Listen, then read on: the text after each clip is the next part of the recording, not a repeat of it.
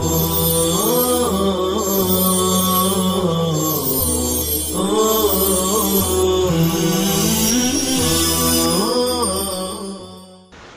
اللہ الرحمن الرحیم والصلاة والسلام علی اشرف الانبیاء والمرسلین محمد وعلی آلہ وصحبہ اجمعین وبعد فاعوذ باللہ من الشیطان الرجیم فأزلہما الشیطان عنہا فأخرجہما مما کانا فیہ وقلنا اہبطوا بعضکم لبعض عدو ولکم فی الارض مستقر ومتاع الی حین۔ اس کے بعد شیطان نے ان دونوں کو پھسلایا، چوک کروا دی اور ان کو جنت سے دور کر دیا اور ان دونوں کو ان نعمتوں سے نکال دیا جن میں وہ تھے، اور ہم نے حاکمانہ طور پر تجویزی امر کے طور پر یہ کہا کہ تم سب کے سب زمین پر چلے جاؤ، آپس میں ایک دوسرے کے دشمن بن کر رہو گے اور تمہارے لیے زمین میں رہنے کی ایک مستقل جگہ ہوگی اور ایک وقت مقررہ تک فائدہ پہنچانے کا سامان ہوگا۔ یہ تو ترجمہ ہوا۔ حق تعالی شانہ فَأَزَلَّهُمَا الشیطان فرما رہے ہیں، فا کا ترتب اوپر کی آیات سے ہو رہا ہے کہ دونوں میاں بیوی حضرت آدم و حوا علیہم السلام جنت میں رہنے لگے۔ جنت ہمارا وطن اصلی ہے، ہمارے والدین یعنی آدم و حوا دونوں جنت میں تھے، اس لیے وطن اصلی کی طرف سعی کرنا اور اس کے لیے اعمال کرنا یہ اعمال فطریہ ہیں، اور چونکہ وہ وطن اصلی ہے اسی لیے موت کے وقت کہا جاتا ہے ارجعی الی ربک راضیۃ مرضیہ۔ رجوع اسی جگہ کی طرف ہوتا ہے جہاں سے انسان چلا ہو۔ اب جب وہ دونوں جنت میں رہنے لگے تو شیطان نے ان کو جنت سے دور کر دیا۔ الشیطان کا الف لام معہود کے لیے ہے، ورنہ لفظ شیطان کا اطلاق تو تمام شیاطین پر ہوتا ہے، اس لیے مصنف نے تفسیر میں فرمایا الشیطان ای ابلیس، اور ازل یذل اذلال کا معنی فرمایا اذہبہما۔ اذہب یعنی ان کو دور کر دیا، لے گیا۔ وفی قراءۃ فَأَزَالَهُمَا، اور ایک قرأت میں ہے فَأَزَالَهُمَا الشَّيْطَانُ، اور ازالہ تو بمعنی نحاہما، نحو کنارے کو کہتے ہیں، ان دونوں کو کنارے پر کر دیا۔ انہا، ہا کی ضمیر کا مرجع ای الجنتی، جنت سے دور کر دیا۔ انہا میں ہا کی ضمیر کا ایک مرجع ہمارے مصنف نے مانا کہ جنت سے دور کر دیا۔ ابن کثیر اور شعراوی وغیرہ فرماتے ہیں کہ فَأَزَلَّهُمَا الشَّيْطَانُ عَنْهَا ای عَنِ الشَّجَرَةِ، تو اب یہ عن سبب کے معنی میں ہوگا۔ اگر ہا کی ضمیر کا مرجع جنت کو لیا جائے تو اب عد اور اذہب کے معنی میں ہوگا، اور اگر ہا کی ضمیر کا مرجع درخت کو لیا جائے تو پھر عن سببیہ مانا جائے گا، اور ترجمہ ہوگا کہ شیطان نے اس درخت کے سبب سے ان کو جنت سے ہٹا دیا۔ بہرحال ہم اپنے مصنف کی بات کو لے کر چلتے ہیں کہ جنت سے شیطان نے ان کو دور کر دیا۔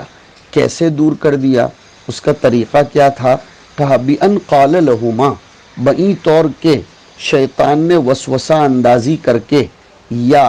سانپ کی شکل میں جنت میں جا کر اللہ تعالیٰ نے ابتلاءً اس کو جنت میں جانے کا اختیار دیا ہو۔ ابتلا آدم و حوا کے حق میں تھا، یا ایک قول یہ ہے کہ وہ جنت کے دروازے کے پاس کھڑا ہو کر پھر ان کو پکار کر ان کے ساتھ بات چیت کی، اس لیے کہ ہم نے شیطان کی تعریف پڑھی تھی اعوذ باللہ من الشیطان الرجیم میں کہ وہ مقتدر ہے اشکال مختلفہ کے اختیار کرنے پر، اور ایک قول یہ بھی ہے کہ وہ ایک چوپائے کی شکل و صورت میں تمثل کر کے گیا اور اس کو خزانہ جہنم نے اس طرح نہیں پہچانا کہ یہ ابلیس ہے، یہ اللہ کی طرف سے تکوینی نظام تھا، کہ یہ بھی ممکن ہے کہ اس نے اپنے بعض اتباع کو بھیجا ہوگا، یہ بھی ممکن ہے جیسے مفسرین نے لکھا ہے کہ آدم و حوا جنت میں سیر و تفریح کر رہے تھے کہ انہیں ایک مور بڑا پسند آیا، حوا اس کے قریب ہوئی اور اس کے پیچھے ہو لی، تو شیطان نے دیوار کے پیچھے سے ان دونوں کو وسوسہ اندازی کی۔ بعض لوگوں نے یہ بھی لکھا ہے کہ سانپ کی شکل اختیار کر کے وہ جنت کی دیواروں پر چڑھ گیا تھا، اسی لیے ایک روایت میں آیا ہے سانپ کے بارے میں کہ ما سالمناہن منذ حاربناہن، کہ ہماری جب سے ان سے جنگ ہوئی ہے تب سے اب تک مصالحت نہیں ہوئی۔ اور بعض لوگوں نے لکھا ہے کہ مسمریزم کے طریقے سے جو سامنے والے کی قوت خیالیہ فکریہ کو تابع کر کے اس کے دل میں اپنی چاہت کی بات ڈالی جاتی ہے، اس طریقے کو اختیار کر کے جو اللہ نے اس کو عنایت کیا تھا، اس کے نتیجے میں اس نے آدم و حوا کے دل میں بات ڈالی، اور کیا بات ڈالی کہ هل ادلکم علی شجرۃ الخلد، یہ خاص توجہ دی جائے کتاب کی عبارت پر، سورہ اعراف میں آیا ہے کہ کیا میں تم کو ایک ایسا درخت بتاؤں جس کو کھانے سے تم ہمیشہ ہمیشہ جنت میں رہو گے، وقاسمہما باللہ، اور اس نے قسم کھائی انہو لہما، ہما کی ضمیر کا مرجع آدم و حوا، لمین الناصحین، کہ میں تمہارے لیے بہت زیادہ خیر خواہ ہوں۔ اس عبارت سے سمجھ میں آتا ہے کہ حضرت آدم و حوا قرب اور وصال الہی کی حرص میں اور شوق میں، قرب، وصال، دوام اور خلود کے شوق میں ذہول کا شکار ہو گئے، اور انہوں نے اس درخت سے فَأَكَلَا مِنْهَا، ایک دانہ کھا لیا۔ اسی لیے قرآن مجید کہتا ہے فَنَسِيَ وَلَمْ نَجِدْ لَهُ عَزْمًا، سورہ طٰہٰ میں ہے کہ انہوں نے نسیان کا، ذہول کا شکار ہو گئے، اور وہ ذہول مغلوب الحال ہو کر ہوا، جو میں نے الفاظ استعمال کیے کہ ان کے سامنے چونکہ یہ بات رکھی گئی تھی کہ تمہیں قرب ملے گا، وصال ملے گا، دوام اور خلود حاصل ہوگا، اس کے شوق میں وہ ذہول کا شکار ہوئے، انہوں نے کھا لیا۔ اللہ کا تکوینی نظام تھا، بار بار یہ لفظ تکوینی نظام کو یاد رکھیں آج کے سبق میں، تو شیطان نے سبب بن کر، اخرجہ کی نسبت شیطان کی طرف بطور تسبب کے کی گئی ہے، شیطان نے سبب بن کر ان دونوں کو نکالا، مما، ماں کی تفسیر آگے من بیانیہ سے کی، من النعیم، ان نعمتوں سے جس میں وہ دونوں تھے۔ اب اللہ رب العزت نے اس لغزش کے پاداش میں یہ فرمایا وَقُلْنَا، ہم نے کہا اہبطوا، تم اتر پڑو، اہبطوا کہاں، الی الارض، زمین کی طرف اتر پڑو۔ سوال یہ ہو رہا تھا کہ آدم اور حوا تو دو تھے، تو پھر اہبطوا جمع کیوں لایا گیا؟ جواب دیا انتما بمشتملتما علیہ من ذریتکما، جمع لایا گیا باعتبار ما یعول کے کہ تمہاری دونوں کی میاں بیوی کی پشتوں میں، صلب و ترائب میں جو کچھ ذریت تا قیامت آنے والی ہے ان سب کو بھی شامل کر لیا گیا ہے۔ انہوں نے ایک قول تو یہ ذکر کیا، بعض مفسرین نے لکھا ہے کہ اہبطوا میں آدم، حوا اور شیطان، ان لوگوں کو سب کو ملا کر کہا گیا کہ اہبطوا، تم سب کے سب زمین پر اتر پڑو، اور تم اترو گے تو حال یہ ہوگا کہ بعضکم، کم کی ضمیر کا مرجع بعض ذریتی، اور یہ ذریتی نکلا ہے نا اہبطوا کے انتم سے، کہ تم میں کے بعض اولاد تمہاری ایک دوسرے بعضوں کے دشمن بن کر دنیا میں زندگی گزاریں گے، اور دشمنی کا مطلب من ظلم بعضهم بعضا، ایک دوسرے پر ظلم کریں گے۔ تمہاری اولاد اے آدم، تمہاری اولاد آپس میں ایک دوسرے کے ساتھ لڑتی رہے گی۔ اسی لیے مفسرین نے لکھا ہے کہ حضور اکرم صلی اللہ علیہ وسلم نے زندگی میں 3 دعائیں بارہا کی، لیکن ان میں سے ایک دعا اللہ نے اپنے اس تکوینی نظام کے تحت قبول نہیں فرمائی، وَيُذِيقَ بَعْضَكُمْ بَأْسَ بَعْضٍ۔ 7ویں پارے میں آپ پڑھیں گے کہ قُلْ هُوَ الْقَادِرُ عَلَىٰ أَن يَبْعَثَ عَلَيْكُمْ عَذَابًا مِّن فَوْقِكُمْ أَوْ مِن تَحْتِ أَرْجُلِكُمْ 2، اور أَوْ يَلْبِسَكُمْ شِيَعًا وَيُذِيقَ بَعْضَكُمْ بَأْسَ بَعْضٍ، یہ 3۔ حضور پاک صلی اللہ علیہ وسلم فرماتے ہیں سألت ربی ثلاثاً،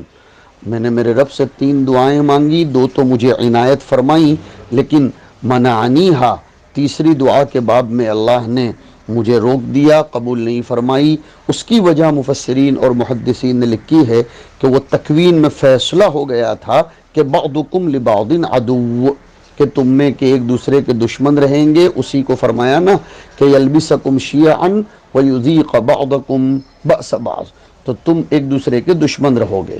اور اگر اہبتو میں آدم، حوا اور ابلیس شیاطین مراد لیے جائیں تو بھی کوئی مستبعد نہیں کہ تم اور شیطان یہ ایک دوسرے کے دشمن رہو گے۔ ان الشیطان لکم عدو فاتخذوہ عدوا ان الشیطان للانسان عدو مبین،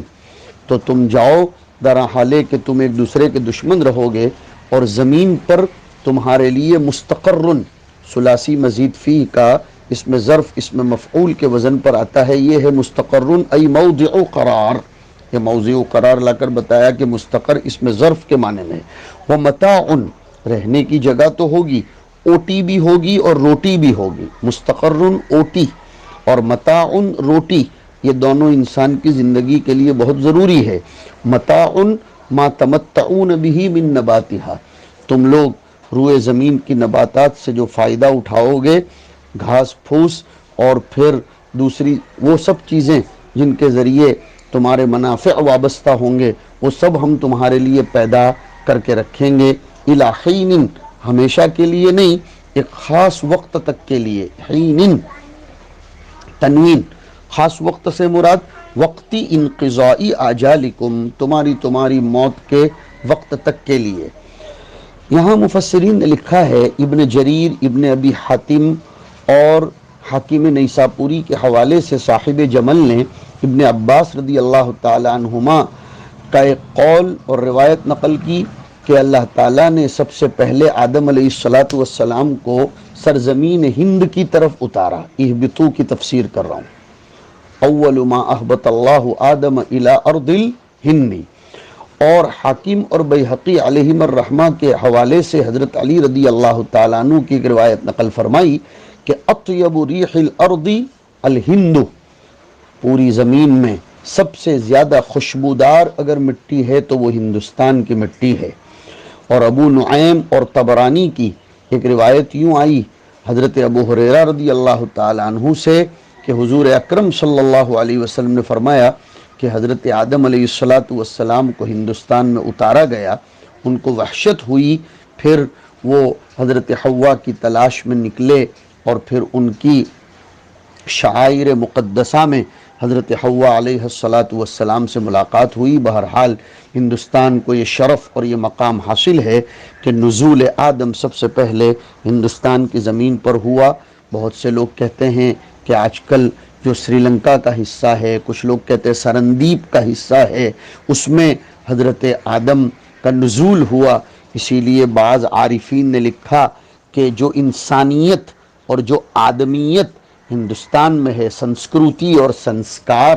ہندوستان میں پائے جاتے ہیں، آدم علیہ السلام کے نزول اولین کی وجہ سے وہ دنیا کے کسی اور خطے میں نہیں پائے جاتے۔ اسی لیے علماء نے بہت اچھی بات لکھی کہ سب سے پہلا حج ہندوستان سے ہوا تھا، کہ یہاں سے حضرت آدم علیہ السلام کی روانگی ہوئی۔ سب سے پہلی وحی سرزمین ہند پر اتری بئی حیثیت کہ حضرت آدم علیہ السلام ہندوستان میں تھے، سب سے پہلے انسان ہندوستان میں آئے، اس لیے اور پوری دنیا میں سب سے زیادہ ملٹی کلچرل، ملٹی لینگویج اور ملٹی ثقافت اور گلہائے رنگا رنگ کا مجموعہ اگر کوئی ملک ہے تو وہ ہندوستان ہے۔ اس کی وجہ بھی یہ ہے کہ حضرت آدم علیہ السلام کا نزول اولی یہ ہندوستان میں ہوا تھا، اور آدم علیہ السلام کی اولاد مختلف زبانوں، مختلف کلچر مختلف ثقافتیں مختلف بود و باش کے طریقوں میں پیدا ہوئیں، اس کا زندہ جاوید نمونہ ہندوستان میں نظر آتا ہے۔ اللہ تعالی ہمارے ملک کی حفاظت فرمائے۔ تو میں یہ ذکر کر رہا تھا کہ اہبطوا بعضکم لبعض عدو، فأزلہم الشیطان پر ایک سوال یہ پیدا ہوتا ہے کہ حضرت آدم علیہ السلام یہ کیسے شیطان کے کہنے میں آ گئے؟ مختصر سا جواب تو میں نے دے دیا، جیسے ہمارے مصنف نے بھی فرمایا کہ ذہول ہو گیا تھا اور وہ اس کے کہنے میں آ گئے تھے کہ هل ادلکما علی شجرۃ الخلد، تو وہ قرب اور وصال کے شوق میں ان سے ایسا ہوا۔ لگے ہاتھ یہاں ہم سب کو یاد رکھنا چاہیے کہ انبیاء علیہم السلام یہ معصوم ہوتے ہیں، قبل از نبوت بھی اور بعد از نبوت بھی، اور عصمت یہ ان میں پانی میں جیسے فطری رطوبت ہوتی ہے، ویسے عصمت انبیاء کرام علیہم السلام میں فطری طور پر ہوتی ہے۔ عصمت کسے کہتے ہیں؟ انبیاء معصوم ہوتے ہیں، یہ لفظ ہم بار بار سنتے ہیں، لیکن عصمت کہتے کس کو؟ ظاہر اور باطن، نفس اور شیطان کی مداخلت سے پاک اور منزہ ہو، اس کو کہتے ہیں عصمت۔ نفس اور شیطان ہی تو مادہ معصیت ہیں، اس مادے کا نہ ہونا اس کا نام عصمت ہے۔ اور جو شخصیت اس صفت عصمت سے متصف ہوتی ہے اس کو معصوم کہتے ہیں۔ تو معصوم کی تعریف بھی سن لو۔ معصوم وہ شخصیت ہے جو اپنے تمام اعتقادات، نیات، ارادات، مقامات، اخلاق، عادات، عبادات اور معاملات میں نفس و شیطان کی مداخلت سے محفوظ ہو، اور حفاظت غیبی ہمیشہ اس کی محافظ و نگہبان ہو۔ اسی لیے تو معصومین کو مصطفین الاخیار اور اللہ نے اپنی صفت ارتضاء سے یاد کیا۔ من ارتضا من رسول کی نکارت ہر نبی کی عصمت پر دلالت کرتی ہے۔ تو یاد رکھنا چاہیے انبیاء کرام علیہم السلام ایک لمحے کے لیے بھی عنایت ربانی اور حمایت یزدانی سے جدا اور علیحدہ نہیں ہوتے۔ ان وجوہات کی بنا پر انبیاء کرام علیہم السلام کی اطاعت بے چونو چرا فرض ہے، اس لیے کہ وہ ایک لمحے کے لیے بھی عنایت ربانی سے الگ نہیں ہوتے۔ ہاں ایک نکتہ اور سنیے، انبیاء سے اگر کسی وقت بمقتضاء بشریت کوئی لغزش اور چوک ہو بھی جاتی ہے تو وہ بطور سہو و نسیان باہر سے آتی ہے، اندر سے نہیں۔ جیسے میں نے پانی کی مثال دی تھی کہ پانی کی طبیعت رطوبت کی ہے، اس میں گرمی اور حرارت یہ عارضی ہے، باہر سے آتی ہے، لیکن بہت اچھی طرح سمجھیے کہ پانی کتنا بھی گرم ہو جائے لیکن اطفاء کی شان، آگ بجھانے کی شان اس میں باقی رہتی ہے۔ اسی طرح انبیاء علیہم السلام کا حال ہے کہ اگر بطور سہو و نسیان کوئی لغزش ہو جاتی ہے تو وہ باہر سے آتی ہے، اندر سے نہیں۔ گرم پانی کی حرارت کا میں نے آپ کو سمجھایا، لیکن فوراً دست قدرت اس غبار کو چہرے عصمت سے صاف کر دیتا ہے، اور چہرے نبوت پہلے سے زیادہ صاف اور روشن ہو جاتا ہے۔ اسی کو فرمایا کہ كَذَلِكَ لِنَصْرِفَ عَنْهُ السُّوءَ وَالْفَحْشَاءَ۔ سوال ہوگا کہ یہ جب خارجی اثر ہے تو پھر اس کو ذکر کیوں کیا جاتا ہے؟ جواب اچھی طرح سمجھیے کہ اس خارجی اثر کو صورتاً عصیان کہہ دیتے ہیں انبیاء کے مقام عالی کے اعتبار سے۔ اسی کو آپ سورہ طٰہٰ میں سمجھیے وَعَصَىٰ آدَمُ رَبَّهُ فَغَوَىٰ، لیکن ثُمَّ اجْتَبَاهُ رَبُّهُ فَتَابَ عَلَيْهِ وَهَدَىٰ۔ تو فنسیب کو بھی بھولا نہ جائے، صرف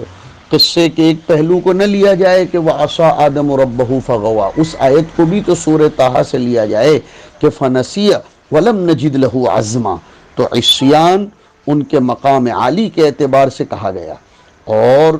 یاد رکھنا پڑے گا کہ معصیت اور عصیان مطلق گناہ کو نہیں کہتے، بلکہ اس گناہ کو کہتے ہیں جس میں قصد اور عمد ہو، بوجہ نسیان و غلطی کے نہ ہو، لیکن یہاں ان کے مقام کا خیال کیا گیا۔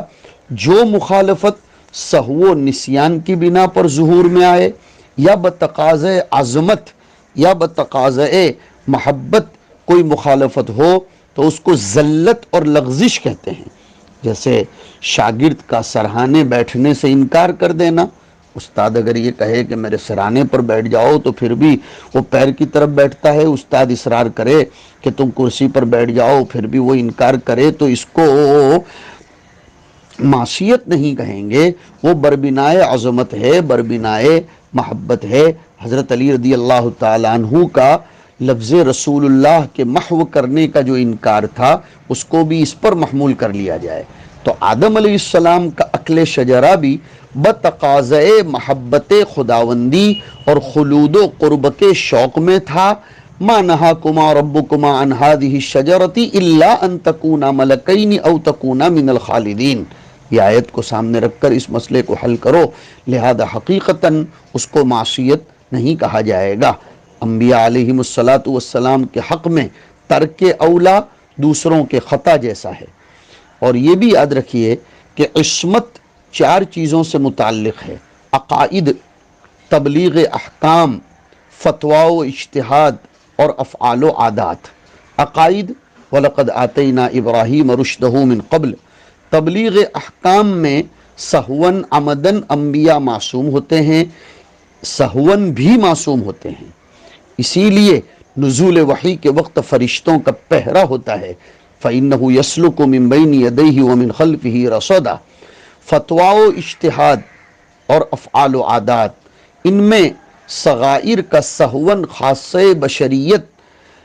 بوجہ فائدہ تشریع صدور ہوتا ہے۔ ابن قیم کی بہت زبردست تحقیق ہے کہ اگر کبھی فتویٰ و اجتہاد میں، افعال و عادات میں انبیاء سے کوئی چوک ہو جائے تو وہ ہوتی نہیں، کروائی جاتی ہے فائدہ تشریعیہ کی نسبت پر، جو نبوت و رسالت کے منافی نہیں ہیں، لیکن یہ بات اور ہے کہ اس پر بھی قرار و بقا نہیں رہتا۔ حضور اکرم صلی اللہ علیہ وسلم سے فجر کی نماز چھوٹ گئی تھی اور 1 رکعت چھوٹ گئی تھی، اس طرح کے جو کچھ سہون اعمال سرزد ہوئے وہ تشریعی نقطہ نظر کے پیش نظر، تاکہ شریعت اس سے وجود میں آئے۔ تو سمجھیے کہ آدم علیہ السلام کا اکل شجرہ اسی قبیل سے تھا۔ تو سعادت کا افتتاح آدم سے ہوا اور شقاوت کا ابلیس سے ہوا۔ سنت توبہ کا سبب یہ حضرت آدم علیہ السلام ہی کی یہ لغزش کو قرار دیا جائے گا۔ گویا بظاہر یہ تخریب تھی، لیکن امت کے حق میں بہت بڑی تعبیر تھی، اور علماء نے لکھا کہ جب تک یہ امت توبہ کرتی رہے گی سب کا ثواب حضرت آدم علیہ السلام کو ملے گا۔ ابن قیم کہتے ہیں این خطا از صد ثواب بہترست، کہ بجائے منقصت کے رفعت شان کا باعث بنی، اسی کو کہا کہ ثم اجتباہ۔ بعض دفعہ مرض یہ سبب قوت اور سبب صحت ہوتا ہے، اس لیے کہ اس کے بعد پرہیز و علاج اور چوکنا پن زیادہ آ جاتا ہے۔ ربما صحت الاجسام بالعلل انین المذنبین احب الینا من طاعت و تسبیح المذلین۔ حضرت معیز اسلمی سے خطا ہوئی تھی، لیکن ان کی توبہ کے بارے میں فرمایا گیا کہ لو قسمت علی اہل المدینہ لکفتہم۔ یہ باتیں ضرور ذہن میں رکھنی چاہیے۔ وصلی اللہ وسلم علی نبینا محمد وعلی آلہ وصحبہ اجمعین۔